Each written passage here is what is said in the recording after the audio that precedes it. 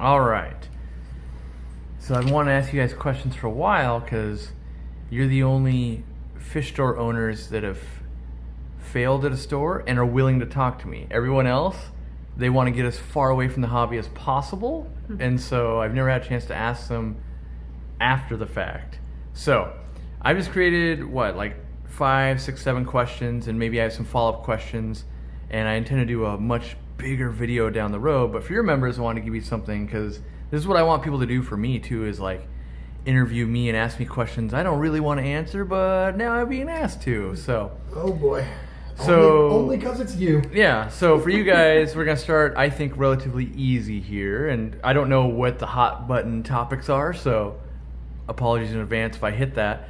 But what was the biggest struggle that probably led to the downfall of the store?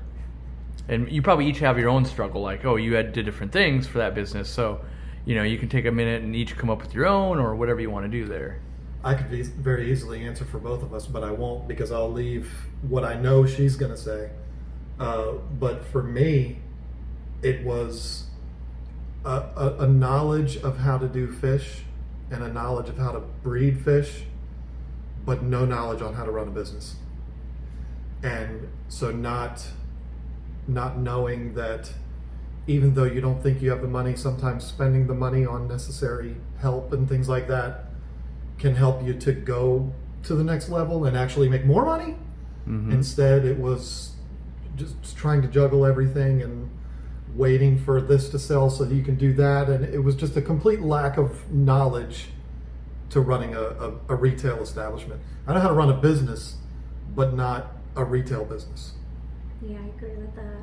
I think a lot of it too had to do with it just being us, and we didn't have help. So when it came to changing water in 300 tanks, it was pretty much left up to either, like, if you were working another job or making YouTube videos or bagging up fish to send out for shipping, I had to do the water changes. So you were just as busy doing stuff for the business, but somebody had to do water changes and take care of the fish and feed the fish. And then, oh yeah, there's customers that need to be helped, and the phone's ringing, and it just got overwhelming because we didn't have help. Did it overwhelm your home life as well? Like stress at the store, did that carry home, and then so like it was doubly rough? I mean, it was, but it wasn't. I think that her and I run a business now too, and we've pretty much had businesses together ever since we've been together, and it's always been business is business, and us is us. And in fact, awesome. I've said it recently, like, hey, I'm talking to you as your business partner right now, not as your boyfriend. So yeah, that's being able to separate the two has always been something we've worked hard on, but still sometimes you can't avoid it. Well, home life, as far as making sure dinner's made or dishes done, or just the care of the home, or the kids needing your attention, that kind of thing did get pushed aside a little bit. I wasn't able to go to as many field trips and stuff like that because we were so busy at the fish store. So we would try to get the kids to come to the fish store to spend quality time with the kids there. But not all kids are interested in fish, so. All right, my next question is, what would you change this time if you were doing a store again? Or knowing what you know now, what's the one thing you each would change about what you did? I'm going to let you go first, because I took first last time. Number one, I would make sure we had enough money to start it to begin with. That was going to be mine. No. Do you know what that number would be? Like if someone was going to start a fish store, what's the number you tell them right now? It would definitely be more than what we had before. Whatever you think you need, multiply it by 10. Exactly. I would. Like I tell people at least $100,000. That is exactly. Because I think if you have no idea, you're going, well, I have $8,000, and like double that is not enough. Like $100,000 is the bare minimum, I think, to open a retail store. Absolutely. We started, and this is just full disclosure here. We started with that's the member only access. Probably about I'm going to say about $25,000 of our own money. I would say $25,000. And blew through it almost before opening. and still went into debt. Right. So from day one of that establishment being opened, it was like living paycheck to paycheck. It was money comes in, it immediately goes back out to buy more fish. There was no safety net at all. And So- nobody wants to sell on credit or anything like that. So it was bad. But back to the original question, yes, I would want to make sure we had enough money, but I would want to factor in being able to pay an employee so that we could actually spend more time with our customers, have the employees do the maintenance and, feeding the fish, doing all that kind of stuff, so that we could spend more time sharing our knowledge of fish keeping with the customer. And we would call our friend Katie McElroy, and we would set up a room in her house, and we would fly both of us to Seattle and stay at our friend Katie McElroy's house, and we would follow her husband around for about a week and not speak to him, just follow him around and watch what he does, because that's what we would want to do. Right. Sure. But I would, Butter him up while he's in our house. That's right. But I think it would be fun, and we've talked about what if we could start a fish store again, what would we do different? Yeah. And, it's always there. It's always in the back of our mind of wanting to do it again. Would you still do cichlids? Because We you would guys do were everything. known for that, right? Everything. We would do Wow. everything. That had- was a mistake we made, was just trying to cater to the African cichlid community when you really need to cater to even the people that are brand new coming in the hobby. You need to have the guppies and the goldfish and the babies. Did you have any of that? A little bit of it. Okay. I mean, it was predominantly African cichlids. Sure. And I would say probably 2/3 of the store was African cichlids, and then the rest was a mixture of everything. All right. It would be day one, we would have a workforce in place, whereas there was no money to do that then. So, What do you miss most from the fish store days? Doesn't necessarily have to be from the fish store. Maybe it's the way life was, but in that time in your life, what do you miss most? I'll let you go first. I know exactly what you're going to say. For me, it was the community.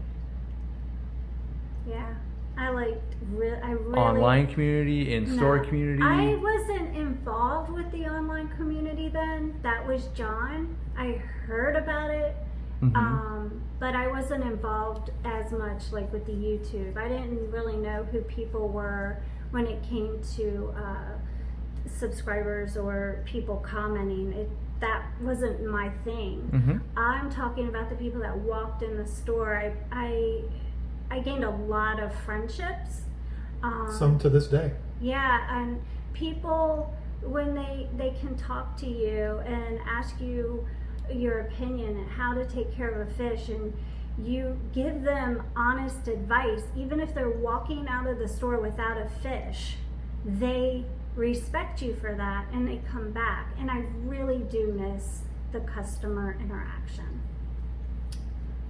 I miss that as well, but then there's also a really exciting thing for us was getting fish. I mean, we watch your unboxings, and it's exciting for you. It was, imagine yourself being a fish keeper and you get 64 boxes, all full of big cichlids. We never got a shipment that big, but you know what I mean. A whole bunch of fish come in at once, even though they're not for us. But it's like fostering fish before they're adopted. Yep. So they're kind of ours for a little bit until we. That was exciting. That was fun. That was fun. Even though sometimes it was at 1:30 in the morning, it was still fun. Oh, yeah. Yep, there's long nights for sure. Oh yeah. So now that you've had a fish store, you've gotten away from it, do you look at fish stores differently now? 100%. Mm-hmm. I have a deeper level of respect when I walk into one that's immaculate and looks beautiful and looks like a laboratory. I also have more of an understanding when I walk in and it's messy and unorganized and dirty, and I don't like that. I don't want to see that, but I know how that can happen. So yeah, I know what's involved. I know how difficult it is, and so yeah, either way you go, I have much more understanding. And it's easier to understand, that dead fish in the tank, yeah, it's there right now, but it's not always that.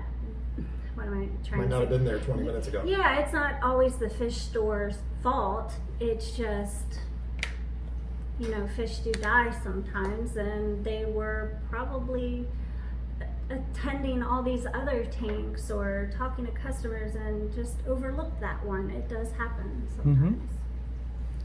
So whenever I talk to people about how their local fish store went out of business, so they didn't work there or anything like that, but they talk about they lost their local fish store, they always blame, well, not everyone, but the most common theme is PetSmart or Petco moved in, put them out of business. Did Petco or PetSmart hurt your business?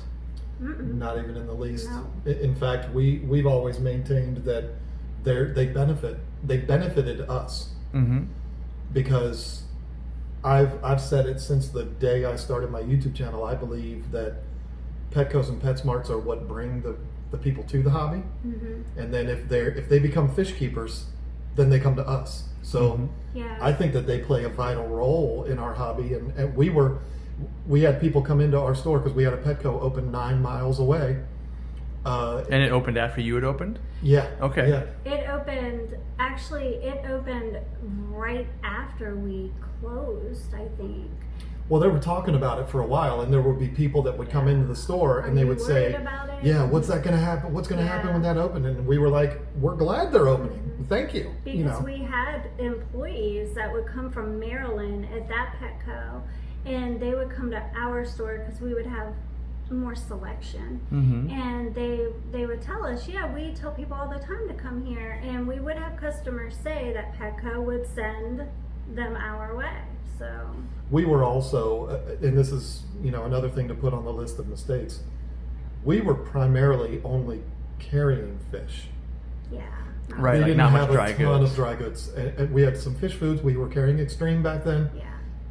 But it was mainly the fish. So you would go to the Petco and get your food, or not, well, no, because you buy Extreme from us, but you would buy your water conditioners and your filters and stuff like that, and then you come to us and buy the fish. That's the way we looked at it. Nice. What is your worst stories from like wholesalers, shipments gone bad, horrible customers? Like, don't name entities, obviously, but do you remember like, oh, this one really was just a bad beat story that we have from the shop type of thing? I've got two if you don't have one. They popped right into my head. That means they're still fresh wounds then, if Oh, they're yeah. right there. We were known as the African cichlid store. Kgtropicals, African cichlids. Well, you could only breed so many before you need to start bringing some in. So we, in the beginning, started bringing some in. They were supposed to all be males, but they weren't. Oh, yeah. They were juiced. So that would make us look bad when people would take them home and then come back and say, well, we got females and now we have babies, and that was not good business. We didn't know it at the time. We didn't realize that that's what we were buying, and we fixed it. But that really bothered me because I want it to be an honest retailer, so people knew what they were buying. They were there to buy a male, not a juiced female. So We'll tell you who that was once the camera's off too. But That's the super exclusive member only. the biggest one for me was a customer that had ordered from our website for fish to be shipped to him. I will not say his name. I don't know that he's ever really become a part of the online community, but I remember his name. I remember his avatar on his email address like it was yesterday. When we would pack fish and ship them, we would include a printout of acclimation procedures that we recommend and all of this. And he emailed me afterwards that he was acclimating his fish and his fish died. And he was acclimating, and I'm not going to use this video to get into the appropriate acclimating procedures, but he was acclimating his fish in the complete opposite way that we recommended, and his fish died while it was being acclimated. And he wanted a full refund. I referred him to our policy, which was this and this and this, which was basically he was going to receive a credit for the fish. He did not like that. I sent him, all of the things and made my case to him. He lost his mind. He actually filed a complaint with PayPal, which PayPal sided with us because everything was spelled out properly. Basically, we did everything right in this situation. He did everything wrong, but it hurt my pride that something like that happened. It had no effect on our business at all, but it was traumatic for 4 or 5 days there. It was a little dicey because he was doing everything he could do. And I told him, I said, look, we will absolutely honor what we have said we will honor as far as crediting you and all of this kind of stuff. But that wasn't good enough for him. And so he lost his mind, and he tried everything he could do to ruin us, which had no effect whatsoever. So that's enough to stick in my mind. Yeah. Wow. If that had happened today, I think it would be a lot more effective because the online community is so much bigger. But back then, even though everything he was saying is wrong, you see a lot of people saying wrong things online, and it still impacts people. Mm-hmm. But the community online was not like it was then. I don't know. I might delete that last part out. Well, it leads into my next question, which I didn't really set up to work this way, but did you guys get bad reviews? And then, like me, this is the hardest part of my business is, did you dwell on them? Like I have to stop looking at reviews because I dwell on the bad ones. I could have 100 good ones and one bad one outweighs all the 100 good ones for me. I think that's with a lot of things, unfortunately, when it comes to online stuff. We didn't have a lot of bad reviews, but we were doing very low volume, especially compared to what you're doing. We had that one guy, which Sure. he tried everything he could do. He went on every forum. He went on places that we were advertising. I mean, he was doing everything he could do.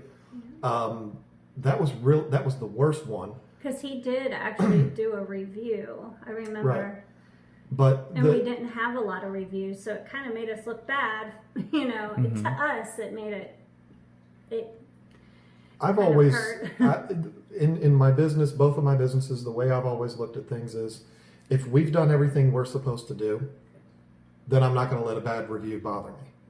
But if we made a mistake and our mistake resulted in that bad review, we deserve that bad review, yes, that would bother me, and I would dwell on that. But we were in business for such a short period of time that didn't. How long was it in total? A total of 3 years, Okay. but part of it was at the house, and then was it 3 or 4? Well, we signed the lease November 2012, and I think we opened the store like January January 13. That's crazy. That's like the same timeline as Aquarium Co-op, kind of. Yeah. Because you had the online videos and stuff. I was already watching you, but we didn't open until a little bit later in the year. But we signed in December of 2012, I believe. Wow. Yeah, wow, that's pretty crazy. Well, it might have been 2013 though. I have to look. I know when we incorporated, but I don't know.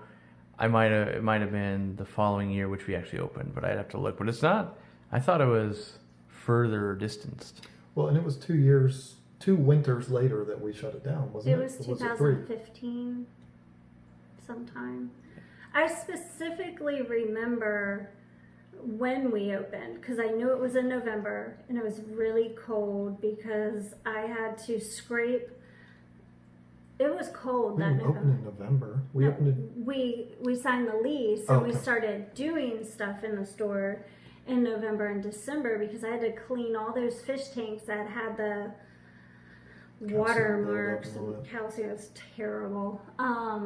So I do remember that, and then we never had a day off until May of 2013 when David graduated high school, and we had somebody come in, and it was a customer that we became friends with.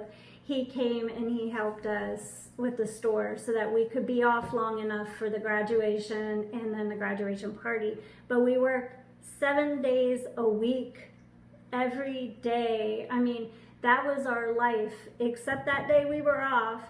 And when he graduated boot camp for the Marines, we never took a day off.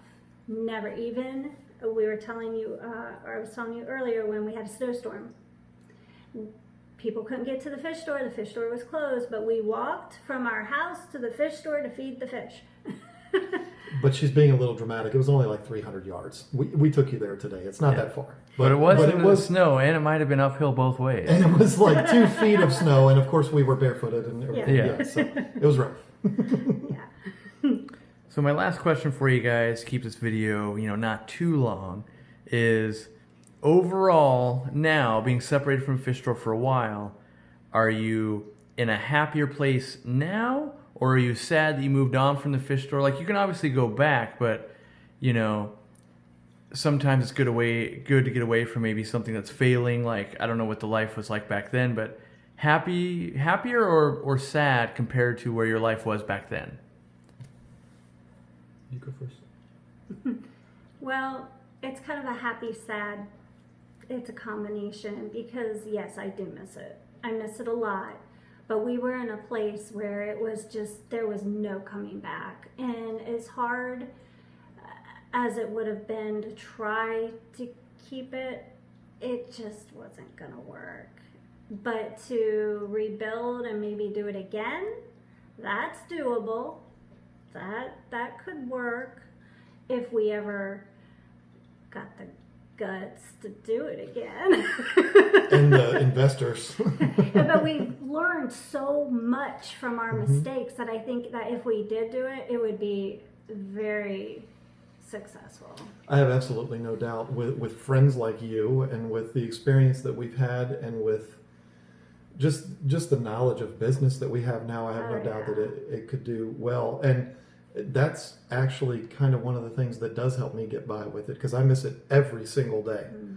And the biggest downside to it is the fact that we failed just eats at me. Because we thought we were doing everything right. We thought we had a good plan. We were excited about it. We loved the fact that we were doing this together. It was amazing. The fact that we failed at that is crushing. So, and we did everything we could to try to make it work to the very, very end. We're still feeling it to this day financially. So, yeah, we definitely miss it, but we could be persuaded to do it again. I mean, sometimes you need to close a chapter to start a new chapter, and there was no way we could have made that one work. The only way we could have done it would have been if somebody came in that said, all right, look, I've got $100,000 to put into this. Let's do it. We could have made it through, but then we'd be in a whole different world. Yeah. I don't know. I mean, I think in a lot of ways, it just wasn't meant to be there. I mean, I often wonder if somebody did come in with that $100,000, would we have known the right things to do with that money? Yeah, I think we needed to fail to I think people need to fail so that they get, like, if there's ever attempt number 2, you'll probably be like, oh, attempt number 1, we were working at like 30% capacity. We thought that was 120%, but we then ramped it up and made it so serious that we didn't even realize, because I think people want to redeem themselves, and you guys would just work yourself to death probably to make sure. That's kind of where I'm at, is I work so hard, frightened that I would fail another business, which, yes, I've failed a business as well before.